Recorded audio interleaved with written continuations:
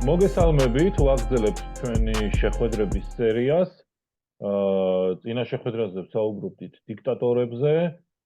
თემა არ გვეყო, ვერ ამოვწურეთ და პრინციპში ისეთი თემაა, რომელსაც იდეაში ამოწურვა ძალიან რთული არის, რომლისაც და გადავწყვიტეთ, რომ მაინც ჯობია რომ კიდევ ერთი გადაცემა, ასე ვთქვათ, კიდევ ერთი ნაწილი ეპიზოდი მივუძღვნათ და უფრო კონცენტრაცია მოვახდინოთ ჩვენს რეალობაზე რა. არა ზოგადად დიქტატორებზე ვისაუბროთ, არამედ ჩვენ რეალობაზე მოვახდინოთ კონცენტრაცია და ერთ მნიშვნელოვან საკითხსაც გავუსვათ ხაზი, კონკრეტულად იმას თუ როგორ ამთავრებენ, როგორ გადიან, როგორ სრულდება, რა გამოსავალი შეიძლება მიიღოს, მაგალითად ამ შემთხვევაში ბიძინა ივანიშვილმა, ქართულმა ოცნებამ, მისმა ლიდერებმა და ასე შემდეგ. როდესაც ყველაფერი დასრულდება, რა არჩევანი აქვს, რას ვთავაზობთ, თვითონ რას ფიქრობს და რეალობა რა არის, აი შეიძლება წავიდეს და შეიძლება თუ არა თავი გადაირჩინოს და რა შემთხვევაში ვერ გადაირჩენს თავს და რა შემთხვევაში აქვს შედარებით ნაკლები დაზიანებით, ასე ვთქვათ, ზიანით გასვლის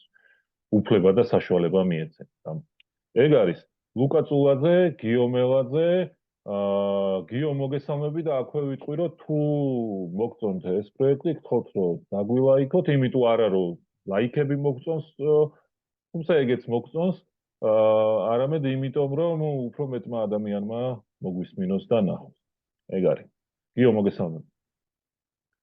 სალამი, მართლა მეც რაღაცა ესეთი განცდა მქონდა, რომ არ მოგვიწურავს ბოლომდე ეს პროექტი და ანუ ეს თემა თვითონ დიქტატორების გასulis სცენიდან რა, იმიტომ რომ ჩვენ რაღაც მომენტში ესე წარმოვიდგინეთ კიდეც, რომ რაღაც ეს ტიპები სცენის გიჟებიც არიან, რა რაღაც თავის სპექტაკლებს წარმოდგენებს დგამენ აქ რაღაც ზოგი მედლებს იკიდებს, ზოგი, რა ვიცი, ბაობაბის ხეებს დაათრევს ზღვაში და ანუ აი ეს მომენტი რა, რომ შენ ფლობ, შენ განკარგავ, სულ შენია, რაც შენ გინდა შეგიძლია აკეთო და ამ ზავადმყოფური ფანტაზიები მერე უამრავ რა ქვია, ვარიაციას წარმოშობს, ხო? რა შეიძლება ადამიანმა, რომელსაც არ აქვს დიდი მაინდა-მაინც გონებრივი ალბათ გაქანება ფანტაზიის უნარი არ ვიცი, სცადოს და აკეთოს და უბრალოდ რაღაც მომენტში მერე დგება დასასრული. სხვა შორის ახლა მერე გამახსენდა ყვარყვარე. ფილმი, არ ვიცი, გახსოვს ეგ ფილმი? ისე ნანახი მაქვს, მაგრამ ვერ ვიტყვი რომ დეტალურად მახსოვს, მაგრამ ხო. ანუ ეპიზოდები ფანტასტიკური ფილმია. ეს ფილმი უნდა ნახოს ყველამ, ეხლა ამ კვირაში, იმიტომ რომ ჩვენ ვემზადებით არჩევნებისთვის, ჩვენ ვემზადებით ძალიან მნიშვნელოვანი დღისთვის ყველანი და მოიცალეთ რა YouTube-ზე ყვარყვარე დაგუგლეთ და ნახეთ. და იქ არის დიქტატორის წასვლის ერთი ვერსია, ოღონდ ეს არის რაღაც ამბოხი, აჯანყება და გაქცევა. და მართლა ეხა რაღაცა დროს თუ აიღებ, ხო, თქვათ, თუნდაც 50 წლის წინ, რაღაც გაქცევა უფრო შესაძლებელი მომენტი იყო რა, გაქცევა და გაუჩინარება, ხო? სადღაც 100 წლის წინ მე მგონი საერთოდ პასპორტები არ იყო, რა ვიცი, სადღაც წახვიდოდი და იქნებოდი რა. სახელს დაირქმევდი რამეს. და ეგრე მარტივად აღარ არის, ეხლა დღეს გაქცევა, ხო? ყველაფერი ციფრულია, ყველაფერი რაღაცნაირად დაკავშირებულია ამ დიდ სუპერკომპიუტერთან, რომელმაც თითის ანაბეჭდებიდან დაწყებული ხმის ტემბრის ჩათვლით ბევრი რამე შეიძლება იცოდეს ადამიანის შესახებ და ადვილად მოძებნოს ადამიანი, სადაც არ უნდა წავიდეს, სადმა წახვიდე ხარ, საწახვალ ისეთ ადგილზე, რომ ვინმე ვერ გიპოვოს. ერთადერთი ისეთ ქვეყანაში შეიძლება წახვიდე, რომელიც გიპოვის, მაგრამ იტყვის, რომ მე შენ უნდა შეგინარჩუნო. ასე რომ, როდესაც მე მგონი დიქტატორები ფიქრობენ, ასე ვთქვათ, უკან დასახევ გზებზე, დღეს გაცილებით უფრო რთულ დღეში არიან, ვიდრე ოდესმე. ჩაჯდე რაღაცა წყალქვეშა ნავში და წახვიდე ანტარქტიდაზე, ააშენო ქალაქი, რომ იქ იცხოვრო, ეგეთ ფანტაზიების დრო წასულია. მთვარეზე მინდა გავფრინდე, პრინციპში შეიძლება, მაგრამ მასკთან უნდა ჩააწყო მაშინ რაღაცა, რომ ეს კონტრაბანდულ ტვირთთან ერთად გაგიშვას და რა იცი, მე მომენტ რომ გამორთოს შუა გზაში და თავისუფალ ფრენაში კოსმოსში გაგისტუმროს მერე რა შვები ხო? ასე რომ მე მგონი არ არის მარტივი ამბავი ეხლა აი ამ ძალიან ბევრი ფულის მქონე გავლენების და გზამოჭრილი ადამიანებისთვის იმაზე ფიქრი მერე ხვალ რა ხდება ხო, და ხო რა ვიცი მე მაგალითად ეხლა ამ ყვარყვარეს რატო დაუბრუნდი რა რომ ყვარყვარეში მარტივია ან ქალის კაბას ჩაიცმევს და გარბის და ხო გაიქცა და ხალხმაც ფეხებზე დაიკიდა მე რა და გადარჩა წავიდა სადღაც ალბათ იცხოვრებდა ისე სადღაც ტალახში ჩაწვებოდა და კაცშვილი აღარ დაინტერესდებოდა მის პიროვნებით რა მაგრამ დღეს ეგრე არ ხდება თან ფული გაქვს ანგარიშებზე რა ვიცი რაღაცა უსაფრთხოების და ცხოვრების ხარისხის ასე ვთქვათ მოლოდინი განცდა გაქვს და აი ეხლა მე მგონი ამ ამბავზე ბევრი ფიქრობს დღეს საქართველოში იმიტომ რომ ივანიშვილისთვის და არა მარტო მისთვის ძალიან ბევრი კიდე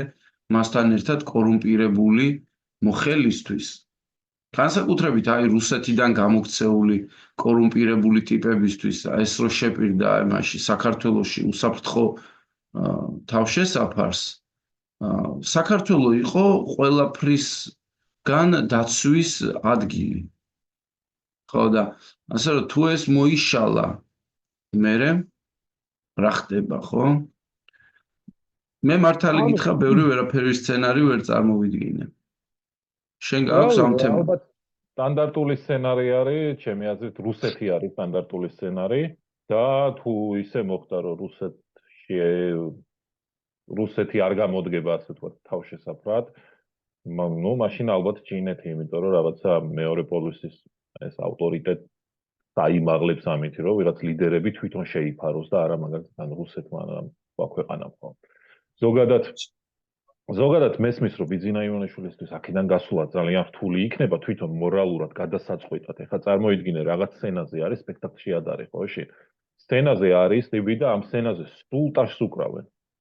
ვინც მონაწილეობს ის მსახიობებიც ტაშს უკრავენ და პარტერიც და ლოჟებიც და ასე შემდეგ რა. მუდმივად და ეს გრანდიოზული შეხედულება თავის განსაკუთრებულობის ახმა საკუთარი თავის და ეს გრანდიოზა შეხედულება აქვს და მუდმივად ითხოვს ამ ოვაციებს რა.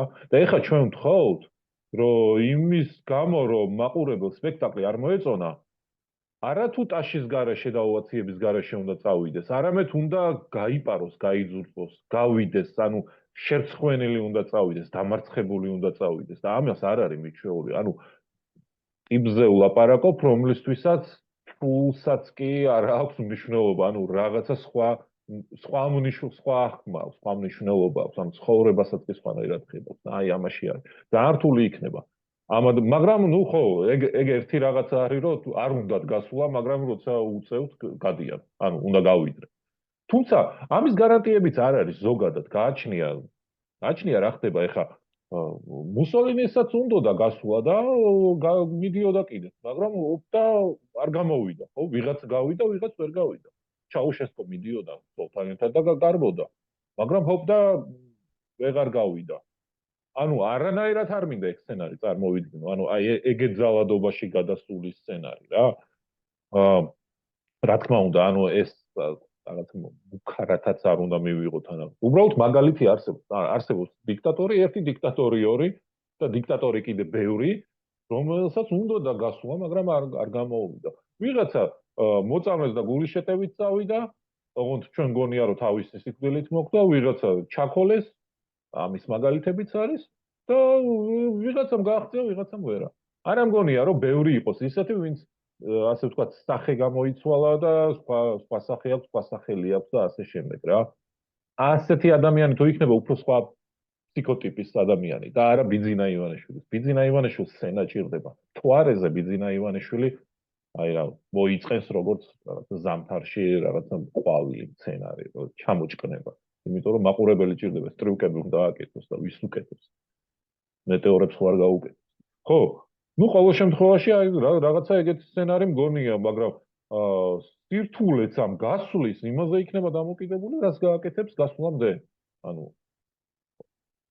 რთულია კიდევ ერთი სერიოზული ფაქტორის გამო, რომ მან ეს საქართველო თავისი ქვეყანა გააკეთა, თავისი ციხესიმაგრე შექმნა, თავისი რაღაც ბაზები დადგა, იქ შიდა რაღაც კომუნიკაციები ააწყო, თავისი, ანუ ციხეს დიდი ციხესიმაგრე აქვს და თავის ქვეყანა აქვს თავისი წესებით და რაღაც სხვებს აძლევს გარანტიებს და ეხა უცბად აი ამი ყველაფრის მიტოვ, თავისი მთვარე აქვს რა ერთი სიტყვით რა.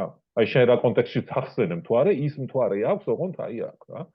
და აქ ამის მიტოვება და აქედან წასვლა ძალიან რთული ამბავი იქნება მისთვის მორალურად, მაგრამ მოუწევს რა. მოუწევს ეგ ამბავი. ეხლა რა საინტერესო მომენტია, ხო? ჩვენ აი საქართველოსში მცხოვრები ხალხი, ჩვენი პროექტი გვაქვს.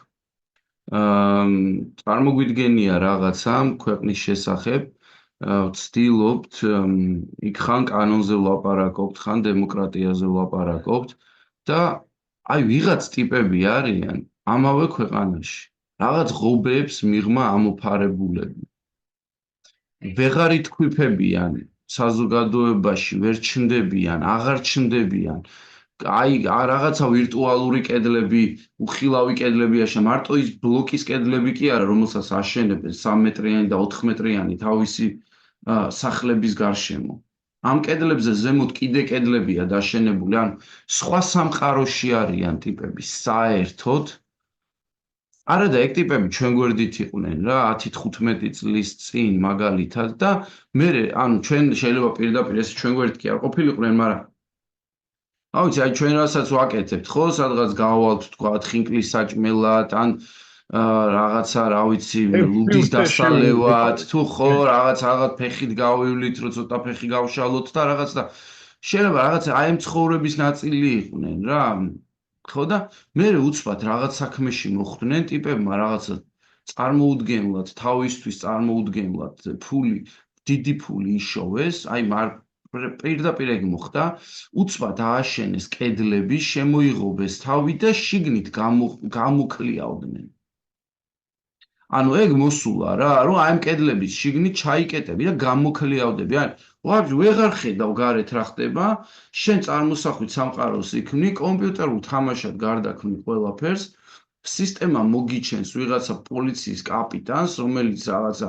იცავს შენ უსაფრთხოებას მოდის და რაღაცეებს გელაპარაკება იქ რაღაცა ძღოლი ყავს მანქანით სადღაც დადიხარ მიდიხარ ანუ აი თან საქართველოში სადნა იარო ხო აწყანეთში ჩაჯდე მანქანაში და საწე ჩამოხვიდე რავი თავისუფლების მოედანზე აულაბარში უნდა გახვიდე რა ვიცი კი თაწმინდაზე უნდა ახვიდე აი ხო ხდები გეოგრაფიაც შემოზღუდული გაქვს რა ვერსად ბევრს ვერ დადიხარ რა მაგრამ გადაადგილდები მაინც ამ კედლების პირობებში და ბიჭო გააფრინე რაღაცა დროს რა ანუ 1 წელი 2 წელი 3 წელი 4 წელი ეგრე იცხოვრე 5 წელი და გააფრინე დაკარგე კავშირი რეალობასთან აი ამ ტიპებს ეს არ არის მარტო ივანიშვილი რა რომელიც ვერტფრენი დადის და გონია რომ გაატკაცუნებს ეხა ესე ორთიც და იქ რაღაცა ხან არჩევნების შედეგს დაუწერენ ხან რავი კიდე ერთ მორიგ მთას შემოუღობავენ სადმე და არა კი სხვებიც არიან ეგეთები იმათაც გააფრინეს ანუ ბევრმა გააფრინა რა ოღონდ რამდენმა ეგ ეხა ძნელია ითქვას და ამ ტიპები ეს ტიპები საერთოდ მე მგონი ვერ აზროვნებენ ჯერ ვერ ფიქრობენ მე მგონი რომ რაღაცა აგე მეზობელი წყავთ ნათესავი წყავთ ანუ ისე სწრაფად წყდებიან ხოლმე ამ რეალობას რა ადამიანები აი მე მინახავს რა რომ გამოშტერა ტიპმა ფული იშოვა და რაღაც ქართულად ლაპარაკი აღარ უნდა და რაღაც გავიდა სადღაც სხვაგან არის რა ის გახსოვს რა ქვია შენ რავი ჩვენ ბავშვები ვიყავით და იყო ეგ მომენტი რომ აი თბილისში რაღაც საზოგადოების ერთი ნაწილი რომ მარტო აი რუსულად ლაპარაკობდნენ რომ ეს იმდენად იყვნენ გათქვეფილი იმ კულტურაში რომ ქართული ენა რაღაცა ჯგუფში ქრებოდა რა ეგ ვირტუალური ჯგუფი არსებობს რა და ეს ტიპები მე მგონია რომ კოლექტიური საბჭოთა კავშირია აი ეგენი რას აპირებენ ეგეც ძალიან საინტერესოა იმიტომ რომ ეხლა უცბად ამომრჩევლებად წამოყვეს თავი იმ ქვეყანაში რომელიც ქვეყანაც შეიძლება დასაშლელად უნდათ ანუ შეიძლება ამ ტიპებს უნდათ რომ იყოს საქართველოს რუსეთში ან საბჭოთა კავშირში და თან მოქალაქეები და ამომრჩევლები არიან ამავე ქვეყანაში რა ეგ მომენტი ჯერ კიდევ მგონი გასაცნობიერებელი გვაქვს რას ნიშნავს თანამოქალაქეებად ასეთ ტიპებთან ერთად ყოფნა რა მაგრამ მას მიცემენ, მაგრამ იმას ვერ დაურეკავენ პოლიციის უფროს, რომ აგერ ჩემი ბიჭი ბავშვი დაიჭირეს, იმიტომ რომ ვიღაცას თავში რაღაც ჩაარტყა ბავშვი, სათამაშოდ იყო და შემთხვევით რაღაც ჩაარტყა და მოდი რა ვაპატიოთ რა ბავშვის ცხოვრებას ნუ გაუფუჭებთ თუ რაღაც. მოქალაქე როცა არის და არჩევნებზე დადის და ხელისუფლებას ირჩევს, მაგას ვერ გააკეთებს ეგრე ადვილად და აქ აი გაგრას აი ნახევრად რუსულით აი ამას არის მიჩვეული. ან თეატრალურში მომიწყვე გოგო, ხო? ну, მსახიობი თუ არა, თეატრზე მაინც რაღაცა გამოვიდეს. ხო, ანუ ამას არიან მეჩვეულები. გულია. ზოგადად რეალობასთან შეხება დაკარგეს იმიტომ რომ აი რაღაც თავის გოლში, თავის გალავანში არიან და ამ გალავანში მარტო აგურები კი არ ასრულებენ აი მკედლის როლს, ხო? და არც რაღაცა ქვები. თვითონ ადამიანებიც მის გარშემო მყოფი ადამიანები არიან კედელი, ასევე. იმიტომ რომ ნახე რაღაცნაირი თვითგადარჩევა მიდის, რაღაცა ევოლუცია განიცადა მისმა გარემოცომ. ანუ თვითგადარჩევა მიდის და წინ მიდის არა ის, რომელიც ძლიერია და ზოგადად ევოლუციაშიც ასე იყო. არამედ ის, რომელიც უკეთესად მოერგება. ანუ ახალ რაღაცა მოცემულობას უკეთესად ერგება და არ არის აუცილებელი ყველაზე ძლიერი იყოს, ხო? და უკეთესად ერგება ის, ვინც უკეთესად ასიამოვნა. უკეთესად უთხრა, რომ აი ეხლა იოანე ზოსიმეს წიგნი რაღაც კოპიო რო ჩამოგვიტანე, შენ ექვთიმე თაყაიშვილი ხარ ბატონო ბიძინა. ეს თუ უთხრა და ასიამოვნა და გააჩნია როგორ უთხრა კიდე. მან რაღაცა იერარქიულ კიბეზე წინ წაიწია და ეს ადამიანები ერთმანეთის ფანტაზიებს ყვებავენ. ანუ ადამიანი რა არის? ანუ რეალობას შეიძლება მოწდე, როცა აცდე, როცა მარტო ხარ. ეგ ერთი საქმეა. როცა მარტო ხარ, მაგალითად ერთ ოთახში ჩაკეტლიან მარტო შენ თავთან, ხო? მაგრამ კიდე გარშემო ადამიანები როცა არიან, სხვა გეომეტრიული სიდიდით წლები, ხო? ზრდით რეალობას. ანუ ეუბნებიან, ანუ ერთმანეთზე ასწორებენ, ასე ვთქვათ, რეალობის აღქმის აი ამ რადარებს რა. ხო? და ნუ ამიტომ არის რომ მე მგონი დიქტატორის გასვლაზე როცა ვლაპარაკობთ, როცა ავტორიტარის გასვლაზე ვლაპარაკობთ და როცა ვლაპარაკობთ როგორ ამთავრებენ ერთ ადამიანზე არ უნდა ვიფიქროთ რა, ეს კარგად უნდა გვესმოდეს, რომ აი ამ კოლექტიურ ავტორიტარიზმზე უნდა ვილაპარაკოთ და ვიფიქროთ რა. ოღონდ რაოდენობამ ძალიან არ უნდა შეგვაშინოს. ჩემი აზრით 500 ადამიანზე მეტი ამ თავკომბალის ესე იგი თავში არ არის მოქცეული. და ეს ტიპები ეხლა რაღაც თავის ემეებს რა ქვია ეს ტიპები შეიძლება ერთად აღარც ფიქრობდნენ. ეს ტიპები შეიძლება ერთმანეთს აღარც ელაპარაკებოდნენ, იმიტომ რომ გემი იზრდება ავტორიტარიზმის და აი მაგ დროს იწყება უკვე ინდივიდუალური გადარჩენის ამბავი და ერთი ნაწილი კიდე, ასე ვთქვათ, დიქტატორების დაღმასვლის. როდესაც გზადაგზა ეს ადამიანებისგან შემდგარი ურიკა იშლება და მერე საკუთარ საჯდომზე მისრიალებს, როცა ეგონა რომ მარხილში იჯდა. მარხილი შემოეცალა. იმიტომ ეს მარხილი იყვნენ აი ეს მონა ადამიანები რა, ვინც აი ამ სიახლოვით იღებდნენ სიკეთეს სარგებელს და სანაცვლოდ თავის თავზე სრიალის უფლებას აძლევდნენ. და უცბად ეს ტიპები ხრებიან და ეს ახლა თავის საჯდომზე მისრიალებს.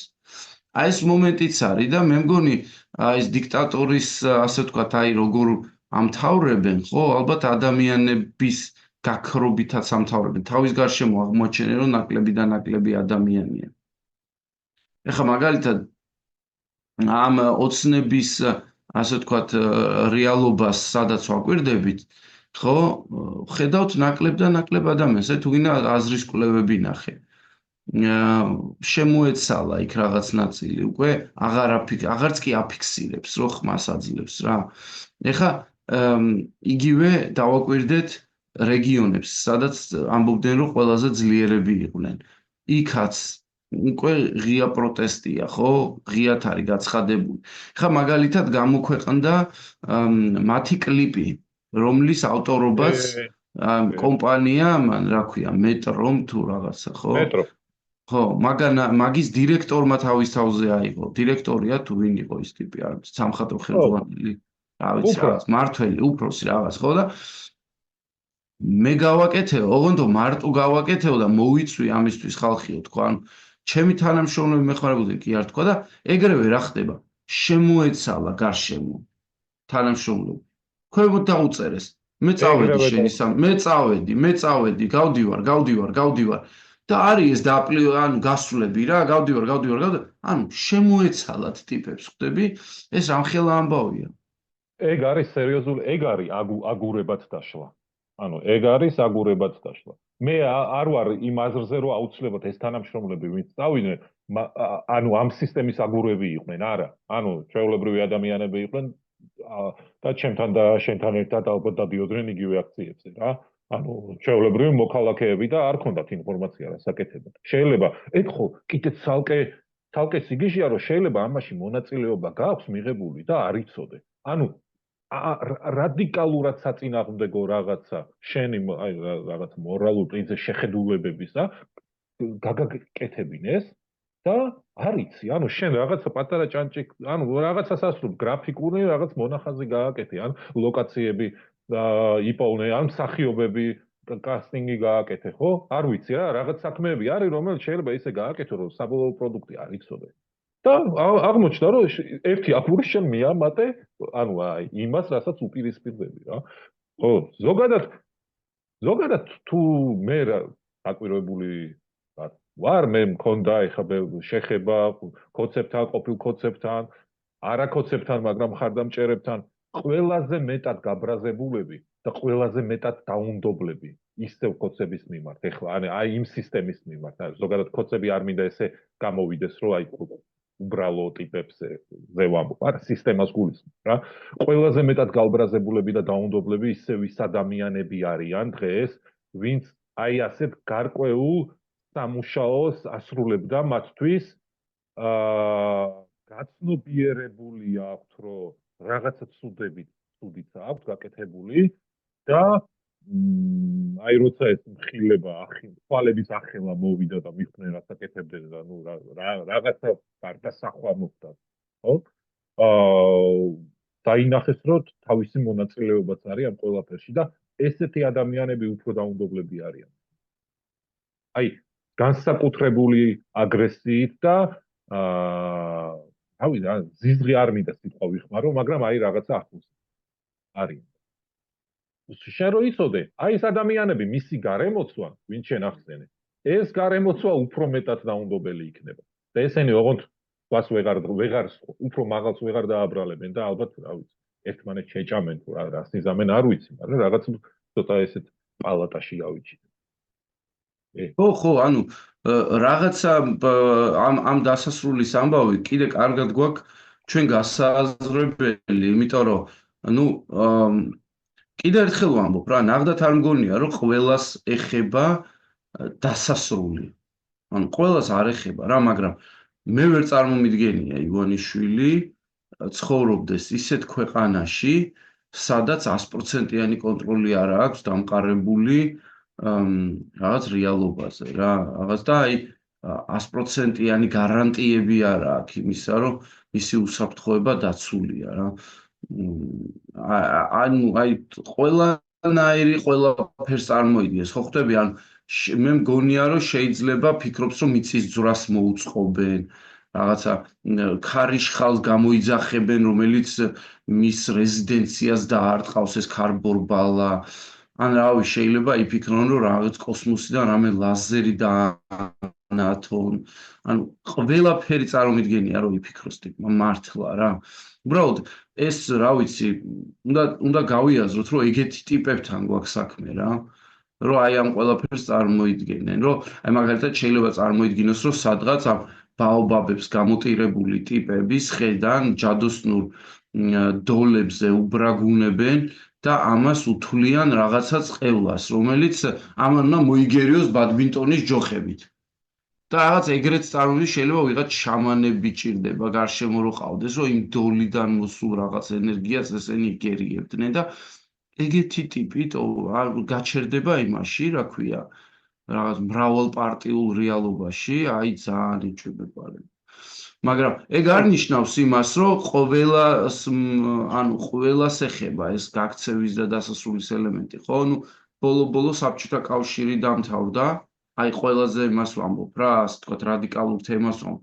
საბჭოთა კავშირი დამთავრდა და 9 აპრილის ესე იგი მხარდამჭერი აგიტატორები არათუ დარჩნენ ქვეყანაში და გააგრძელეს ცხოვრება, არამედ კი რაღაც პროდუქტების შექმნეს. ანუ ეს არ არის ესეთი ადვილი ამბავი რა, ეს რომ გავიაზროთ როგორც საზოგადოებამ, როგორც მე ამჯერა რომ ადამიანი მარტო ერთი ადამიანია კინკილა და აი იმის იქით არაფერი არ არსებობს. რა მე ჯერა რომ არსებობს კიდე ადამიანებს შორის შეთანხმების სივრცეც, რომელიც ქმნის საზოგადოებას და აი ეს ერთად გავიაზრეთ ეგ ამბავი. ეს ძალიან მნიშვნელოვანია გასააზრებლად, მე მგონი, რომ ჩვენ ავტორიტარიზმში მე მგონი მაგიტომაც მოხვდით რა, რომ კარგად არ გვაქვს ჯერ კიდე ჯებირები გამაგრებული, ხო, და არ გავიაზრეთ, რას ნიშნავს ჩვენი სახელმწიფო და რას ნიშნავს სახელმწიფოს გარეშე ყოფნა. ეს კარგად არ გვესმის. და აი ამ ტიპებისთვის ეხლა ვინც ფიქრობენ, რომ რა იქნება ხვალ, ეს ტიპებიც ვერ ხედავენ საზღვრებს, იმიტომ რომ კანონთან არასდროს საქმე არ ქონიათ.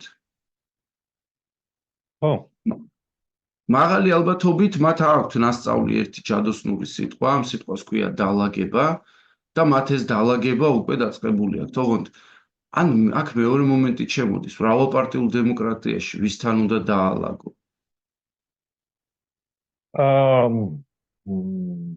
რავი, ძალიან ცუდი თემაა რა. რაღაცა ერთი ვიღაცა რო იყოს. რაღაც იმედი ილუზიური შეიძლება იყოს, რომ აი თუ მრავალპარტიული იქნება, ვიღაცები შეიძლება ვიყიდო და ასე შემდეგ, მაგრამ იმ თამაშს მაინც თავის ეზოში მაინც ვერ იქნება. ანუ თამაში გაუფუჭდა ის რუკა, რაღაც კომპიუტერულ თამაშის რუკა რო გახსნა და რაღაცას აკეთებდა, ეს გაფუჭდა და ეხლა ან უნდა აი ამ რუკაზე რაღაცეები იჩალიჩოს და გაცადოს შემოbrunება, ან უნდა პროსტო გათიშოს რა, ანუ ერთი ამის დეტაც თქვას და აი ჩახუროს, აი ეგრე მიქნია თავად და მითამაშია რაღაც რომეო 2, ხო? ანუ ეგ არის. რაც შეეხება ეხლა უბრალო ადამიანებს კი არა, გარემოცს, რომელსაც ყველას არ ეხება, როცა შენ ამბობ, რომ ყველას არ ეხება ეს დასვლის მომენტი, ხო? მე ამას გეთანხმები, ოღონდ ამოცემულობაში გეთანხმები რა. აი ამოცემულობით გეთანხმები. ჩვენ ხო არ ვიცით წინ რა გვაქვს, რას გეგმავენ, რას დააპირებენ, რა მოხდება ჯერ და აი ამოცემულობით ეგრეა, ხო ყველას არ უწევს ახლა გასვლა და რაღაცა პატიებაც არ ქვია ამას, უბრალოდ ერთად ვიცხოვრებთ ერთ ქვეყანაში, ხო, გასაგებია. მაგრამ აი ეს პერიოდი, მაგრამ გააჩნია მე რა მოხდება. ანუ ამაზე ბევრი რაღაც არის დამოკიდებული და არავის არ ეგონოს. ანუ ღალატი თუ შედგა როგორც აქტი და ღალატმა წარმატებას მიაღწია, იქ უკვე სხვა მოცემულობა ირთვება.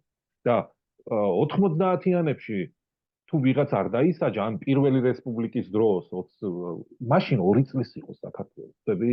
აი ესენ რო შემოვიდა, ხო?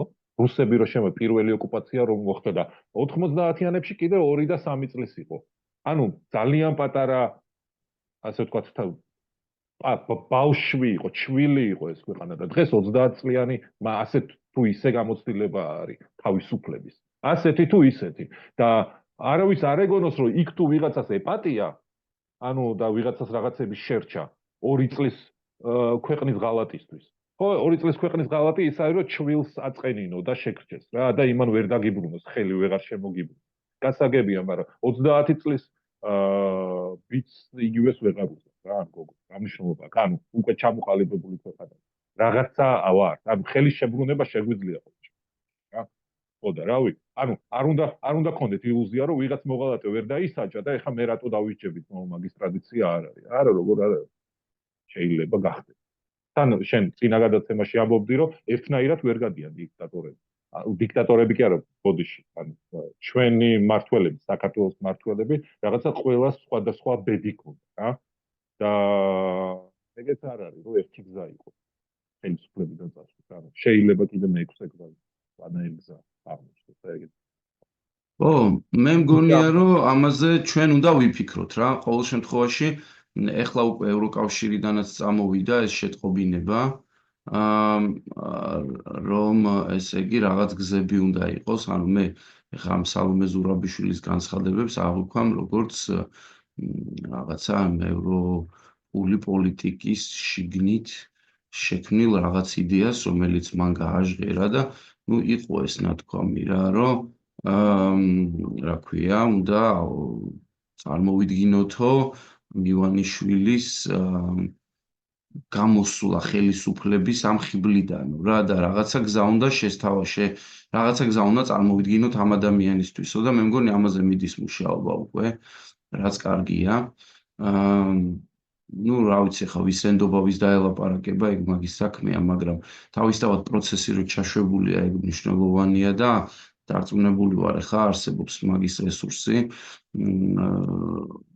გააზრების, მოფიქრების, ესე იგი, ვისთან უნდა ილაპარაკოს ამ ადამიანმა და მოკლედ ვნახავთ. ალბათ ჩვენ მაგ ნაწილსაც. ახლა მთავარი ერთია, რომ ჩვენ რო ლაპარაკობთ ამ ყველაფერს და თუ ვინმე გვისმენთ, იცოდეთ, რომ არჩევნებზე არა მარტო თქვენ უნდა წახვიდეთ, ხელი მოკიდეთ, ვისაც შეგიძლია და ყველა წაიყვანეთ. ანუ არჩევნებზე უნდა წავიდეთ ყველანი. პირველი ნაბიჯი არის ძალიან მნიშვნელოვანი, არის ძალიან ბევრი მივიდეთ არჩევნებზე. აი მერე უკვე შესაძლებელი ხდება ავტორიტარიზმის ჩამოშორებაზე ლაპარაკი. ანუ ვერ უნდა შეძლონ და ვერ უნდა გაგვიქრონ არჩევნებზე წასვლის ხალის. ეს არის მნიშვნელოვანი და აქვე ვიტყვი, დაალაიქეთ, გამოიწერეთ კიდე ჩვენი პოდკასტი. ჩვენ გვინდა რომ ეს გავაგრძელოთ, ვილაპარაკოთ თემებზე, რომელიც ეხლა აქტუალური, მაგრამ დარწმუნებული ვარ არჩევნების წარმატებით დასრულების შემდეგაც და ხელისუფლების გამოცვლის შემდეგაც შტაბის აზრი არ გაქრება, იმიტომ რომ ძალიან ბევრი გვაქვს კიდე სამუშაო უკეთესი ქვეყნის შესაქმნელად და ამას აუცილებლად ჭირდება ლაპარაკი და გააზრება. მე დავამატებ მხოლოდ იმას, ანუ არჩევნებთან დაკავშირებით, რომ რაც უფრო დამაჯერებლად დავამარცხებთ და ეს უნდა მოხდეს ბევრი ჩვენგანის არჩევნებზე მისვლით, მით ნაკლებ შანსს დაუტოვებთ მოწინააღმდეგეს, რომ რაღაც გაამწვავოს და აი იქ უფრო ნაკლებ შანსს დაუტოვებთ, რომ აი ეს დაძაბულობა შექმნას. კარგი, მადლობა აბა დღევანდელი საუბრისთვის და დავამშვიდობოთ მსმენელს და მომავალ შეხვედრამდეც უთხრათ. აბა დროებით და მალევე შევხვდებით.